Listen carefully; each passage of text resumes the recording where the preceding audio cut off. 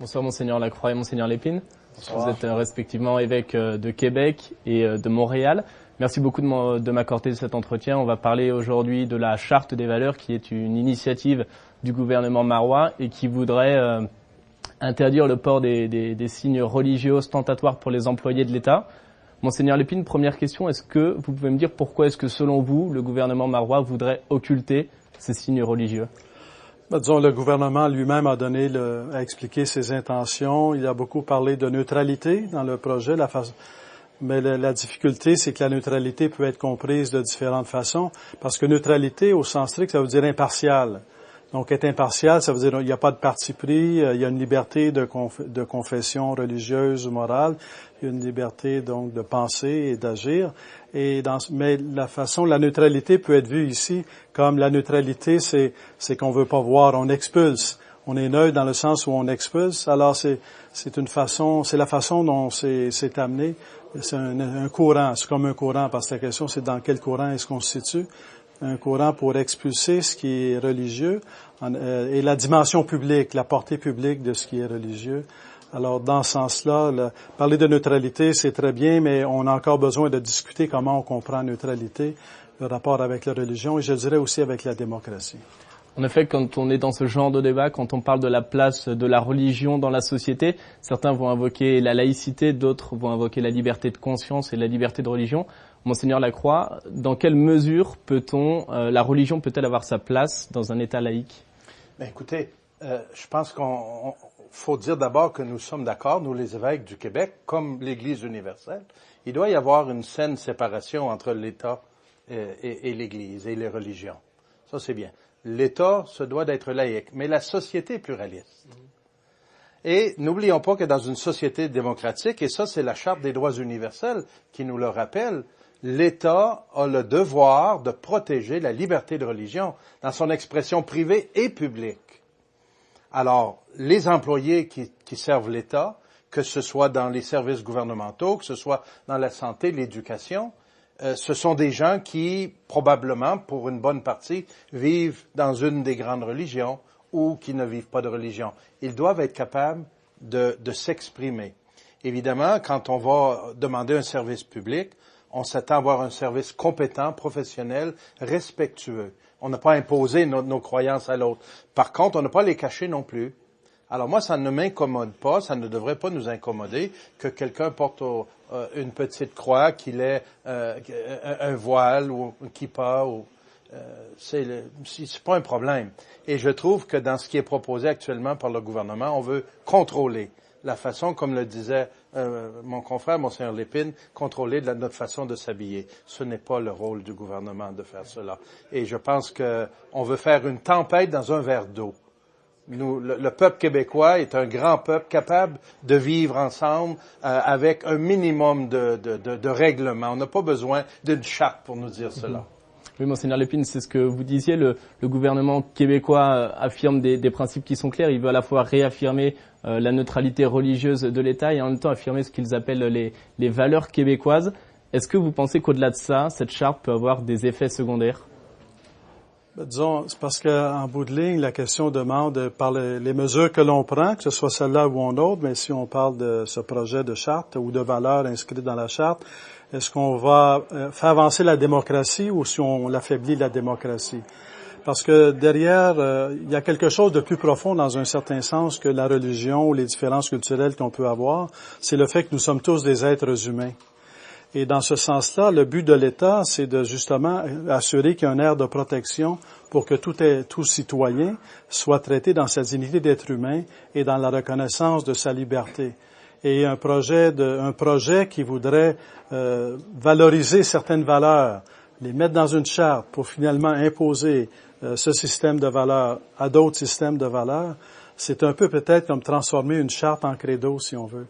Alors, c'est peut-être un peu s'éloigner du rôle d'une charte qui est un grand rôle, c'est un instrument moderne très puissant pour pouvoir protéger la dignité de la personne et sa liberté.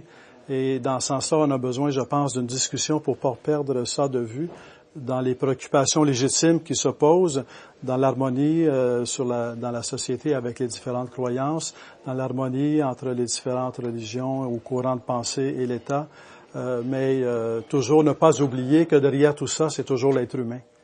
Et l'être humain qu'il s'agit de protéger et d'aider. Vous avez probablement eu déjà l'occasion de discuter de ce projet de charte dans votre diocèse, que ce soit avec des fidèles ou avec les autres religions. Comment est-ce que cette charte est-elle perçue à Montréal? Disons, ça varie parce que il y en a pour qui c'est aller dans la bonne direction, il faut quand même le reconnaître. Il y en a d'autres pour qui ça les rend inquiets par rapport à leur liberté, qui ont l'impression qu'ils vont être moins libres d'être ce qu'ils sont. Même quelqu'un qui, de façon habituelle, ne porte habituellement aucun signe religieux, même s'il est fervent catholique, disons. Il porte pas de signe religieux, il se voit pas porter un signe religieux, mais de fait qu'on veuille l'empêcher d'en porter un ou contrôler ce qu'il va porter, là, il est pas à l'aise avec ça. Fait qu'autrement dit, c'est dans la mesure où on veut contraindre les gens, c'est un peu délicat. Alors, poursuivre l'harmonie, c'est aussi grandir dans la démocratie et ne pas perdre de vue que chaque être humain, c'est la dignité de tout être humain. Et c'est comme une valeur. S'il y a une valeur à mettre dans la charte et qui fait partie de ce qu'est une charte, c'est bien celle-là. Monseigneur Lacroix, à Québec, comment est-ce que c'est perçu? Quelles sont les réactions? Il y a beaucoup de réactions. Bon, je dois d'abord vous dire que je suis un peu mal à l'aise parce qu'il paraît que j'ai un nom de famille ostentatoire, moi. Mais sérieusement,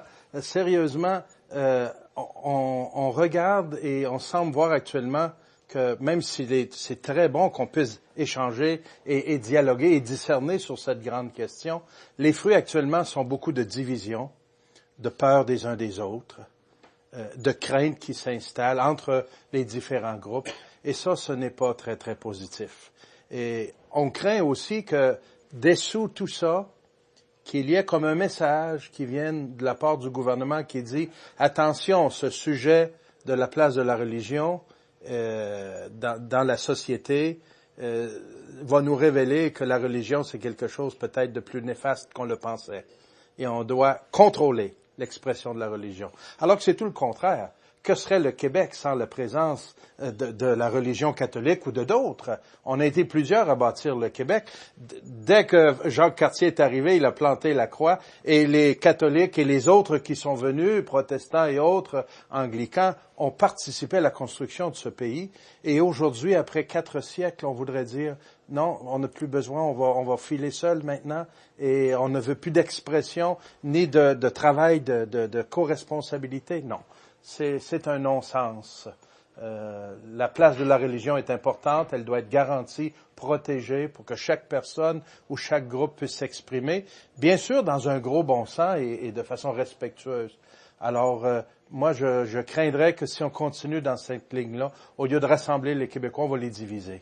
Et ce n'est pas ça, vivre en société. Certaines personnes qui défendent cette charte des valeurs, parfois, aiment rappeler cette phrase du Christ, « Rendez à César ce qui est à César, à Dieu ce qui est à Dieu ». Qu'est-ce que vous leur répondez? Dans le fond, c'est excellent parce que rendez à César ce qui est à César, c'est reconnaître la légitimité de l'État, des autorités civiles et de leur rôle. Mais leur rôle, c'est justement de protéger la dignité de l'être humain.